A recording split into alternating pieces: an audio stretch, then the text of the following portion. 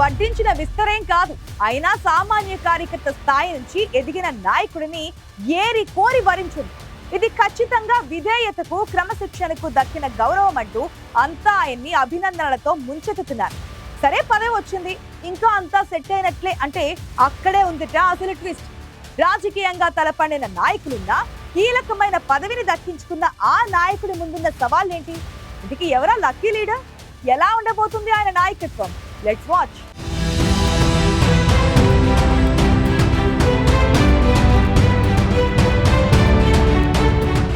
PVN Madhav ఉత్తరాంధ్రలో తనకంటూ ఓ గుర్తింపు తెచ్చుకున్న బీజేపీ నేత.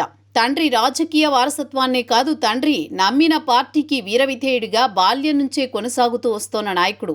పార్టీ తనకేమిచ్చిందని, ఇస్తుందని చూడకుండా పార్టీకి నేనేం చేయగలననే విధంగా ముందుకు నడిచిన నేత మాధవ్.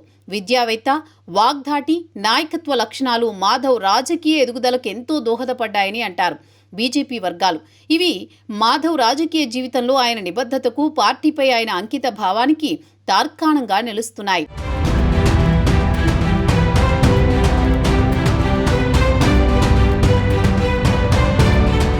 మాధవ్ రాజకీయ జీవితం కూడా ఆయన తండ్రి దివంగత మాజీ ఎమ్మెల్యే పివి చలపతిరావు వరబడిలోనే కొనసాగుతోంది.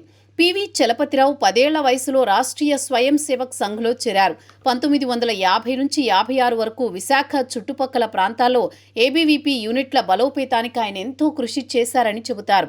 1956 నుంచి 66 వరకు 10 ఏళ్ల పాటు పారిశ్రామిక విస్తరణ అధికారిగా పనిచేసిన చలపతిరావు తన ఉద్యోగాన్ని విడిచిపెట్టి భారతీయ జనసంఘ్లో చేరి పూర్తిస్థాయి కార్యకర్తగా పనిచేస్తూ చివరి శ్వాస వరకు పార్టీ కోసం పాటుపడ్డారని సీనియర్లు చెప్పుకుంటూ ఉంటారు.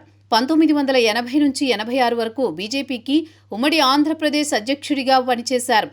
చలపతిరావు 1974, 1980లలో విశాఖ పట్టభద్రుల నియోజకవర్గం నుంచి 2 సార్లు పోటీ చేసి పెద్దల సభకు ప్రాతినిధ్యం వహించారు. పివిఎన్ మాధవ్ కూడా తన తండ్రి బాటలోనే చిన్నప్పటి నుంచి ఆర్ఎస్ఎస్ భావజాలంతో ఏబీవీపీ విద్యార్థి నాయకుడిగా, బీజేవైఎంలో యువ నాయకుడిగా క్రియాశీలకంగా పనిచేశారు.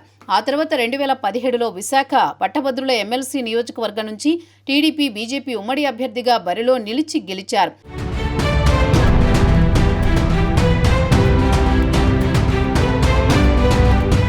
2023 ఎమ్మెల్సీ ఎన్నికల్లో పోటీ చేసినా ఓటమి చెందారు. అప్పటి నుంచి పార్టీ కార్యక్రమాల్లో చురుగ్గా పనిచేస్తూ పార్టీలో కీలక పాత్ర పోషించి తన నిబద్ధతతో పెద్దల మన్ననలు అందుకున్నారు. చివరికి మహామహులు పోటీపడ్డ హైకమాండ్ ఆశీస్సులతో రాష్ట్ర అధ్యక్ష పదవి చేపట్టారు. మొదటి నుంచి మాధవ్కి ఉత్తరాంధ్రలో మంచి ఫాలోయింగ్ ఉండడంతో రాష్ట్ర అధ్యక్షుడిగా నిలదొక్కునేందుకు మంచి అవకాశాలున్నాయని పార్టీ వర్గాల్లో చర్చ జరుగుతోంది.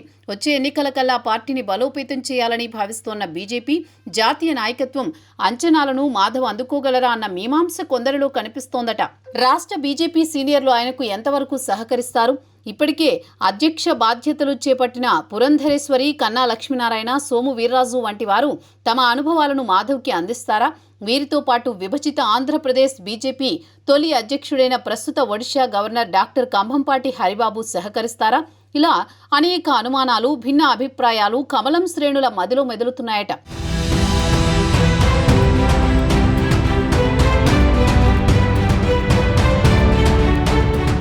అధిష్టానాన్ని మెప్పించి బీజేపీ రాష్ట్ర బాధ్యతలు మాధవ్కి అంత సులువేం కాదంటున్నారు కొందరు. పార్టీ విధానాలకు కట్టుబడి వ్యక్తిగతంగా క్రమశిక్షణతో ఉండడం, పార్టీ ఆదేశాలను తూచా తప్పకుండా శిరసావహించడం వేరు. అందరినీ అంతే క్రమశిక్షణగా ముందుకు నడపడం మాధవ్కి సవాల్ కాబోతోంది. మరి ఏపీ బీజేపీ కొత్త అధ్యక్షుడు తన రాజకీయ చిత్రతను ఎలా వినియోగిస్తారు? జాతీయ నాయకత్వం తనపై పెట్టుకున్న నమ్మకాన్ని ఎలా నిలబెట్టుకుంటారనేది ప్రస్తుతం హాట్ టాపిక్. వీటిపై ఒక క్లారిటీ రావాలంటే మరికొన్నాళ్లు ఆగాల్సిందే.